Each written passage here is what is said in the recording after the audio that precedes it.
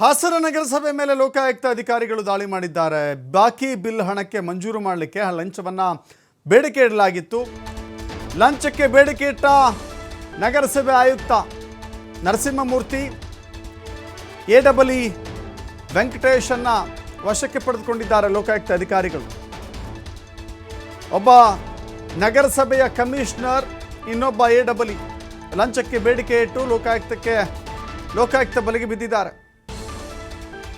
ಈಗ ಅಧಿಕಾರಿಗಳಿಂದ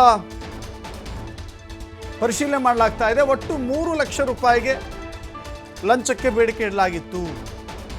ಇವತ್ತು 1 ಲಕ್ಷ ಹಣ ನೀಡಬೇಕಾದ್ರೆ ಲೋಕಾಯುಕ್ತ ಅಧಿಕಾರಿಗಳು ರೆಡ್ ಹ್ಯಾಂಡ್ ಆಗಿ ಹಿಡಿದಿದ್ದಾರೆ, ಅವರನ್ನು ಲಾಕ್ ಮಾಡಿದ್ದಾರೆ. ಹಾಸನಾಂಬ ದೇವಸ್ಥಾನಕ್ಕೆ ಸಂಬಂಧಿಸಿದ ಬಿಲ್ ಬಿಡುಗಡೆಗೆ ಈ ಹಣವನ್ನು ಡಿಮ್ಯಾಂಡ್ ಮಾಡಲಾಗಿದೆ. ನೋಡಿ, ಒಬ್ಬ ನಗರಸಭೆ, ಪುರಸಭೆ, ಪಟ್ಟಣ ಪಂಚಾಯತ್, ಗ್ರಾಮ ಪಂಚಾಯತ್, ಹೀಗೆ ಇವೆಲ್ಲವೂ ಕೂಡ ಲಂಚದ ಕೇಂದ್ರಗಳಾಗ್ಬಿಟ್ರೆ ಸಾರ್ವಜನಿಕರು ಹೇಗೆ ಕೆಲಸ ಮಾಡಿಸ್ಕೊಳ್ಳಿಕ್ಕೆ ಸಾಧ್ಯವಾಗುತ್ತೆ? ಬಿಲ್ ಬಿಡುಗಡೆ ಮಾಡಬೇಕು ಅಂತ ಹೇಳಿದ್ರೆ ನೀವು ಹಣಕ್ಕೆ ಬೇಡಿಕೆ ಇಡಬೇಕು ಅಂತಂದರೆ ಹೆಂಗಿದು? ಲಂಚ ಕೊಟ್ಟರೆ ಮಾತ್ರ ಕೆಲಸ ಆಗಬೇಕು, ಇಲ್ಲ ಅಂತ ಹೇಳಿದ್ರೆ ಹೆಂಗೆ? ಸೊ ಲಂಚಕ್ಕೆ ಬೇಡಿಕೆ ಇಟ್ಟಂಥ ಇಬ್ಬರು ಅಧಿಕಾರಿಗಳು ಲೋಕಾಯುಕ್ತರ ಬಲೆಗೆ ಬಿದ್ದಿದ್ದಾರೆ. ಪೊಲೀಸ್ ಇನ್ಸ್ಪೆಕ್ಟರ್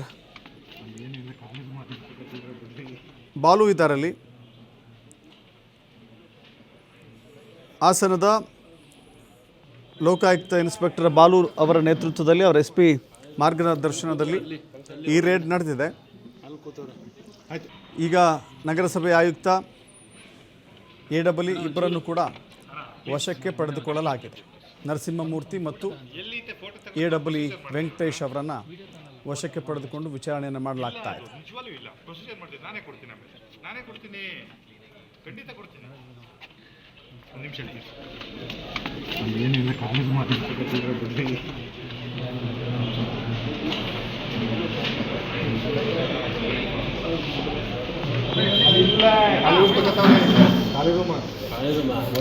ಅಲ್ಲಿ